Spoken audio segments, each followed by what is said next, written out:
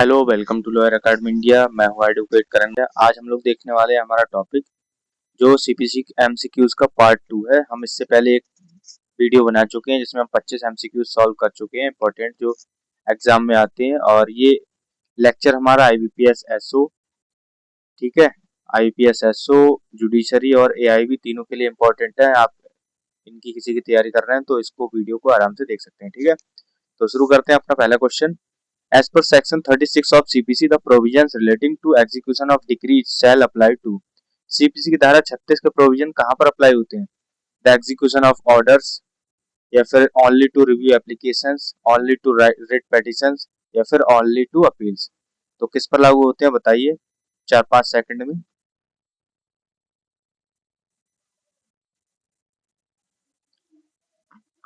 तो ये हमारा द एग्जीक्यूशन ऑफ ऑर्डर्स, आदेशों के निष्पादन पर भी जहां तक लागू हो वहां तक ये लागू हो जाता है, ठीक है। नेक्स्ट हमारा क्वेश्चन है, section 37 of CPC enlarges meaning of which expression. CPC की धारा 37 किस अभिव्यक्ति के अर्थ को विस्तृत करती है? Degree holder, court which passed a degree, judgment debtor, या फिर लीगल रिप्रेजेंटेटिव। तो आंसर दीजिए इसका।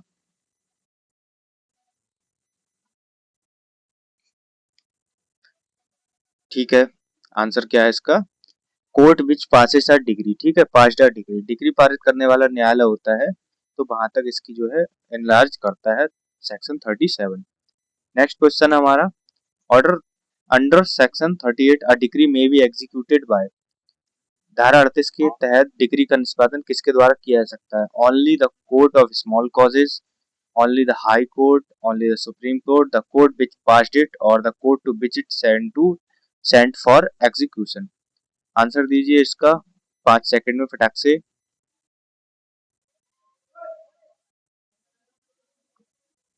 हाँ, तो इसका आंसर है the court which passed it और the court to which it sent for execution. ऐसा न्यायालय जिसने पारित किया या फिर जिसको भेजा गया वो इसको एग्जीक्यूट कराएंगे।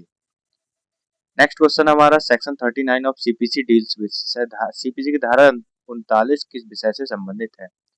प्रिसेप्ट से संबंधित है, result of execution to be certified, powers of the transferee court, या फिर transfer of degree to another court for execution.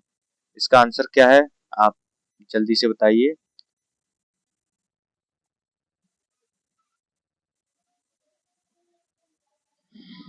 तो इसका आंसर हम देखते हैं। इसका आंसर है transfer of degree to another court for execution. निष्पादन हेतु डिग्री का दूसरे न्यायालय को स्थानांतरण करते हैं, ठीक है। जैसे कि मान लो ये ए न्यायालय है, ठीक है, और ये बी न्यायालय है। प्रॉपर्टी जो है या फिर जो वादी प्रतिवादी है जिसके खिलाफ डिग्री दी गई है वो यहाँ पर रहता है। ए न्यायालय ने न्याय पारित किया, आदेश पारित किया, तो क्या करेगा ए न्यायालय? इसको ट्रांसफर कर देगा डिग्री, क्योंकि यहाँ पर ये रहता है प्रतिवादी या फिर इसकी प्रॉपर्टी है, क्योंकि यही एग्जीक्यूट अब कराएंगे, ठीक है। तो इसका ये मतलब होता है।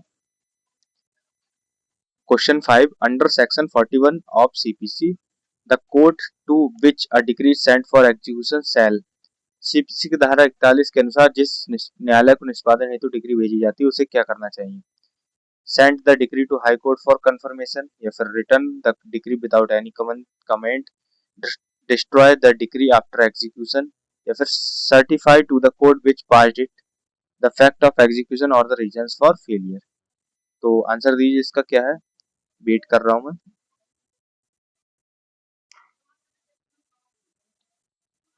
हम्म, तो आंसर इसका डी है। जिस न्यायालय ने इसे पारित किया उसे निष्पादन का तथ्य या फिर असफलता का कारण प्रमाणित करना पड़ेगा, ठीक है। नेक्स्ट क्वेश्चन देखते हैं अपना। Section question 6, as per section 42 the court executing a transfer degree has. धारा 42 के अनुसार स्थानांतर डिग्री का निष्पादन करने वाले न्यायालय को क्या शक्तियां प्राप्त हैं? Option A, the same powers as if it had passed the degree itself, powers only to dismiss the execution application, only advisory powers, या फिर no power to punish obstruction. तो क्या आंसर है इसका? दीजिए 4-5 सेकंड में।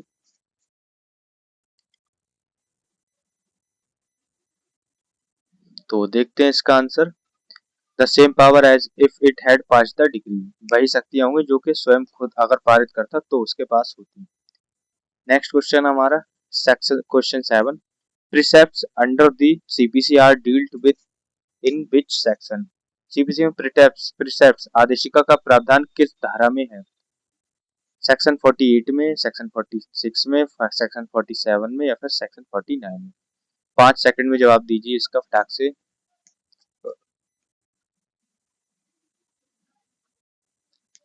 तो इसका आंसर हमारा सेक्शन 46 में है। ठीक है, इसका एक्सप्लेनेशन है वो देख लेना आप लोग, पीडीएफ आपको मिल जाएगी, टेलीग्राम ग्रुप में शेयर हो जाएगी। ठीक है, तो टेलीग्राम से आप डाउनलोड कर लेना और रिवीजन कर सकते हो। बाकी नेक्स्ट क्वेश्चन हमारा क्या है, question 8, section 47 of CPC provides that questions relating to execution, discharge और satisfaction of the decree between the parties shall be determined by. CPC की धारा 47 के अनुसार डिग्री का निष्पादन, उन्मोचन या संतुष्टि से संबंधित प्रश्न किसके द्वारा तय किए जाएंगे? A fresh suit filed in the same court, advocate general, या फिर ओनली अपीलेट कोर्ट, या फिर court executing the decree and not by a separate suit. तो क्वेश्चन का आंसर दीजिए 5 सेकंड में।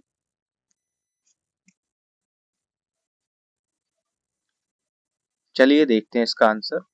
तो इसका आंसर है the court executing the decree and not by a separate suit. जिस न्यायालय ने डिग्री बनाई है वो ही कर देंगे, कोई अलग बात दायर की जरूरत नहीं पड़ेगी। ठीक है, नेक्स्ट क्वेश्चन हमारा question 9, under section 49 of CPC every transferee of a degree holds it. धारा सीपीसी की धारा 49 के अनुसार डिग्री के हस्तांतरित उसे किस प्रकार धारण करते हैं? Free from all equities, subject to the entities which the judgment debtor might have enforced against the original degree holder, only after refiling the suit, या फिर only with leave of the Supreme Court। Question का answer दीजिए 5 second में।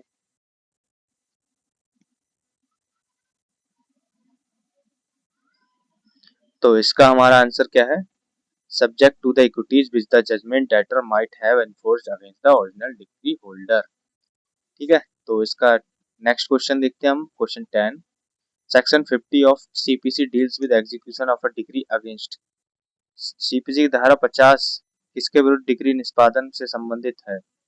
अब foreign government के, या public officer, the legal representative of a deceased judgment debtor, या फिर अ माइनर प्लेंटिफ।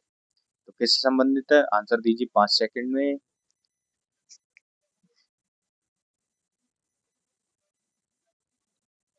तो इसका आंसर हमारा the legal representative of a deceased judgment debtor, मृत निर्णय के विधिक प्रतिनिधि के द्वारा।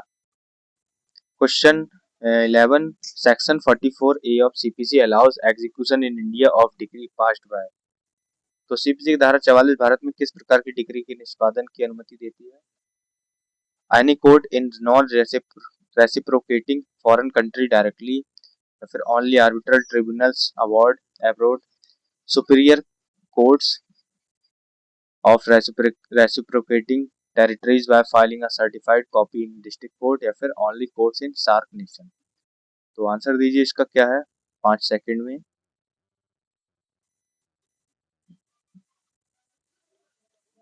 ठीक है, देखते हैं आंसर इसका। तो ऐसा पारस्परिक क्षेत्र के वरिष्ठ न्यायालयों की जिला न्यायालय में प्रमाणित प्रति दाखिल करके। ठीक है, superior courts of respiratory territories. Next question हमारा question 12, under section 40 of CPC when a decree is sent for execution to a court in another state, it shall be executed in the manner. CPC की धारा 40 के तहत जब भी कोई degree जो है दूसरे राज्य की अदालत में निष्पादन हेतु भेजी जाती है तो इसे किस प्रकार निष्पादित किया जाता है?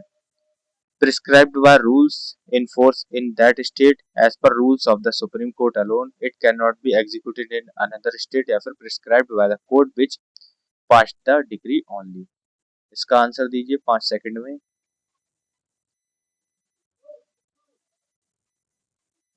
तो इसका आंसर है हमारा as prescribed by rules in force in that state. उस राज्य में जो प्रभावी नियम होंगे उसके हिसाब से डिग्री एग्जीक्यूट हो जाएगी। ठीक है, नेक्स्ट क्वेश्चन हमारा section 43 of CPC permits execution of degrees passed by civil courts in area to which the code does not extend provided। CPC की धारा 43 उन क्षेत्रों की सिविल अदालतों की डिग्री के निष्पादन की अनुमति कब देती है जहां यह संहिता लागू नहीं होती? तो क्वेश्चन ऑप्शन है, it can never be executed with in court territories, The decree is sent for execution to a court within the territories to which the court extends in prescribed manner. The plaintiff obtains fresh sanction from parliament या फिर the decree is first appealed before the high court. Question का answer दीजिए 5 second में।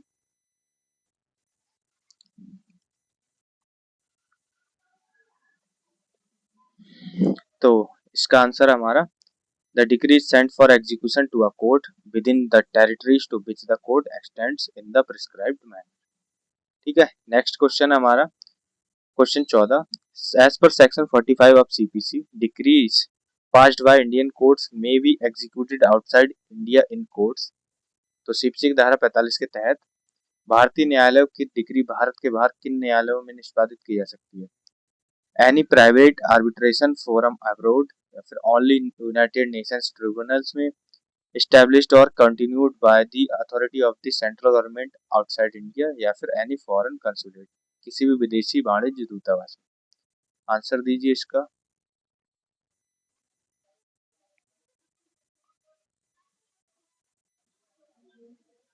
तो चलो इसका answer देखते हैं क्या है। established or continued by the authority of the central government outside India। ठीक है, नेक्स्ट क्वेश्चन हमारा question 15। Section 51 of CPC empowers the court to enforce execution of a decree by which of the following modes। Important question है exam point of view से, इसको एक बार ध्यान से देखिएगा, पढ़िएगा, याद करिएगा। पीवाईक्यू में आ जाता है, ये पहले भी आ चुका है। ठीक है, delivery of property, attachment and seal, arrest and detention और appointment of receiver, only monetary fine on the decree holder या फिर only publication in the newspaper या only imprisonment of the judgment debtor. तो इसका आंसर क्या है बताइए फटाक से।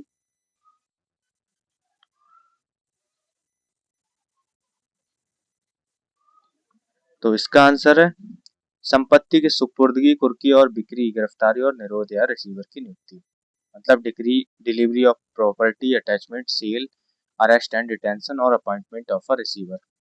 याद रखना इसको, इंपॉर्टेंट क्वेश्चन है ये।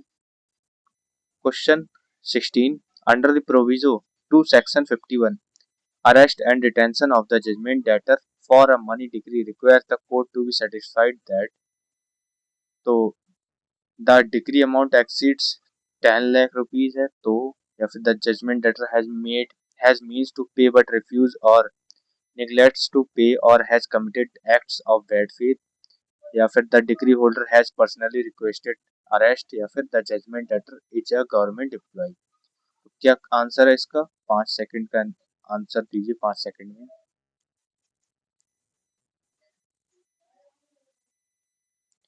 ठीक है, देखते हैं।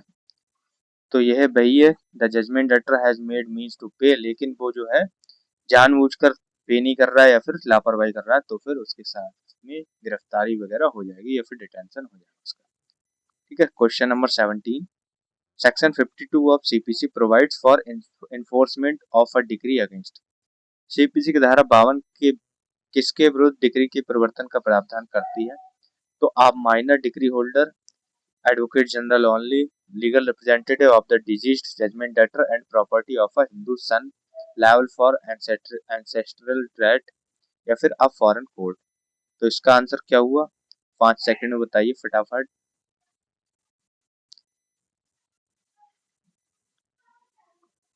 तो इसका आंसर हुआ legal representative of the deceased, judgment debtor and property of a Hindu son liable for ancestral debt. Important question है, याद रखना, एग्जाम में आ जाता है ये। ठीक है, नेक्स्ट क्वेश्चन हमारा 18। Section 54 of CPC relates to the partition of an undivided estate assessed to government revenue which shall be made by. CPC की धारा 54 सरकारी राजस्व के लिए निर्धारित अविभाजित संपत्ति के विभाजन से संबंधित है, यह किसके द्वारा किया जाता है? द कलेक्टर और his gazetted subordinate as per law relating to partition of such estates, या फिर एडवोकेट जनरल के द्वारा, या फिर executing civil code itself without reference to revenue law, या फिर the decree holders directly. Question important है, आ जाता है एग्जाम में, बहुत इंपॉर्टेंट क्वेश्चन है ये। 5 सेकंड में इसका आंसर दीजिए। तो अगर आप रेवेन्यू कोड की अगर प्रैक्टिस करते होंगे प्रॉपर्टी वगैरह की, तो आपको पता होगा इसका आंसर ए होने वाला है। ठीक है, या तो कलेक्टर साहब होंगे जिसको जो डीएम होते हैं या फिर एसडीएम होते हैं। मोस्टली एसडीएम ही देखते हैं, डीएम साहब नहीं देखते हैं, ठीक है, एसडीएम को चार्ज रहता है। Question 19, the explanation to section 37 CPC clarifies that the court of first instance, प्रथम दृष्टया न्यायालय के बारे में क्या स्पष्ट किया गया है। तो loses jurisdiction automatically upon any territorial change, must always transfer the decree upon territorial change, can never execute it on decree after 10 days, या फिर does not lose jurisdiction to execute a decree merely because an area has been transferred to another court's jurisdiction। Important question है, क्या इसका answer है बताइए मेरे को 5 second में।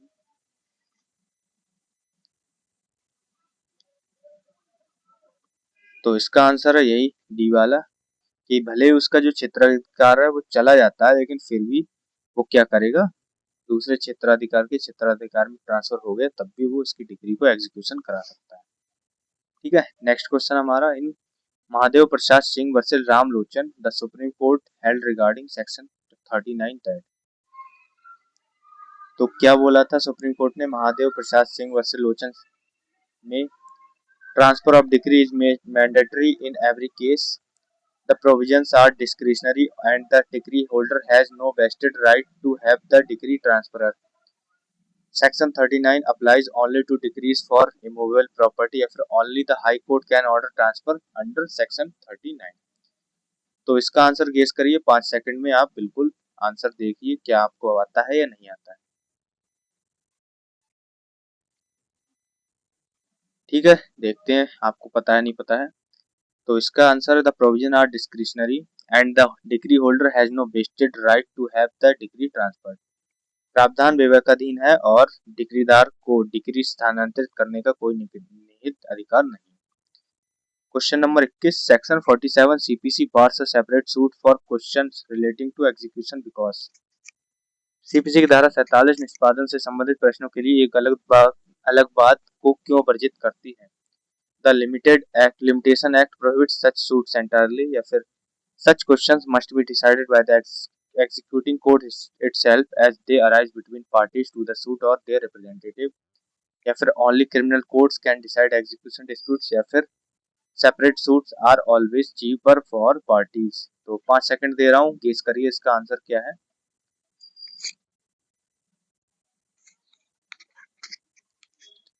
हाँ, तो देखते हैं क्या आंसर है इसका। तो ये है हमारा, ऐसा जो क्वेश्चन है वो एग्जीक्यूटिंग कोर्ट ही डिसाइड कर लेगा, जो निष्पादक न्यायालय है जिसने डिग्री पारित की है वही इसको डिसाइड कर लेंगे। ठीक है, नेक्स्ट क्वेश्चन हमारा question 22, section 48 of CPC which earlier prescribed a 12 year limit for execution application has been. तो सीपीसी की धारा 48 जो पहले निष्पादन आवेदन हेतु 12 वर्ष की समय सीमा तय करती थी, अब किस स्थिति में है। तो replaced by section 115 CPC amendment to extend the limit to 12 years still in force with a 12 years limit, या फिर repeat the limitation for execution now covered by the limitation act. तो 5 सेकंड दे रहा हूँ, आंसर इसका देखिए आपको आता है या नहीं आता, गैस करिए।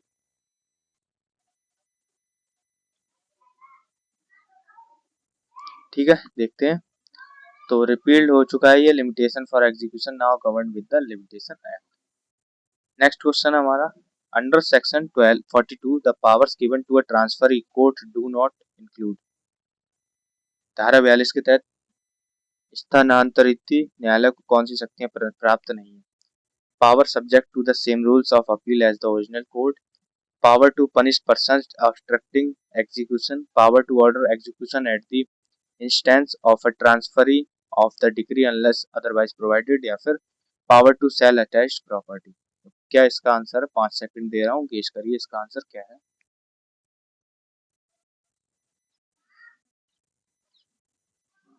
ठीक है, तो देखते हैं क्या है। तो ऐसा न्यायालय जब तक अन्यथा प्रावधान न हो डिग्री के हस्तांतरित के आवेदन पर निष्पादन आदेश देने की शक्ति होगी। ठीक है, तो ऐसे न्यायालयों को ऐसी जो है निष्पादन करने की शक्ति नहीं होगी। Question 24, which of the following correctly reflects the scope of section 36 read with the execution scheme. तो धारा 36 को निष्पादन योजना, धारा 31 से 54 के साथ पढ़ने पर निम्न में से कौन सा कथन सही है? Execution provisions apply equally to decrees and so far as applicable to orders capable of execution. Option B, execution provisions never apply to orders under any circumstances. Execution provision apply only to money decrees या फिर execution provisions apply only after an appeal is filed. 5 second दे रहा हूँ, guess करिए इसका answer क्या है।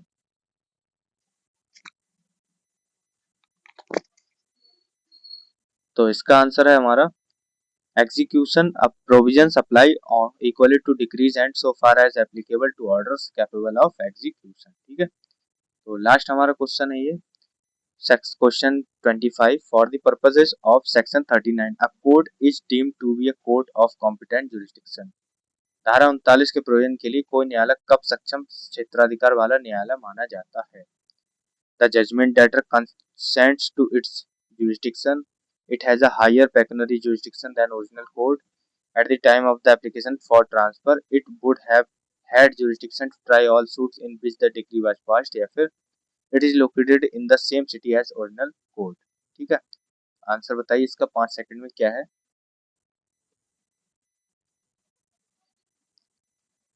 तो देखते हैं इसका आंसर क्या है। तो at the time of the application for transfer it would have been had jurisdiction to try suits in suits which the decree was passed. ठीक है, तो हमारे 25 क्वेश्चन थे। बाकी एक नेक्स्ट जो है देखने वाले पार्ट 3 देखेंगे। और एक चीज और अनाउंसमेंट है वो बता देता हूँ। कंप्लीट लॉ प्रिपरेशन का बंडल बनाया हुआ है मैंने, जिसमें एआईबी, जुडिशरी और आईपीएस एसओ के तीनों के स्टूडेंट्स को क्या मिलेगा, नोट्स मिलेंगे सब्जेक्ट वाइज, एमसीक्यूज मिलेंगे सब्जेक्ट वाइज, और 20 मॉक टेस्ट मिलेंगे आईबीपीएस एसओ के लिए और 20 मिलेंगे आपको जुडिशरी के लिए। ठीक है, हिंदी इंग्लिश दोनों में। तो मिलेगा कैसे, 399 रुपीज का मिलेगा ये स्कैन करके पेमेंट कर सकते हो या फिर इस वाले नंबर पर आप पेमेंट कर सकते हो। ठीक है, पेमेंट करने के बाद आपको स्क्रीनशॉट भेजना है मेरे को इसी नंबर पर, और आपको 1 से 2 घंटे में आपका पूरा का पूरा सेट ये मिल जाएगा। ठीक है, बाकी वीडियो कैसी लगी बताना, और मिलते हैं नेक्स्ट वीडियो में। तब तक के लिए जय हिंद।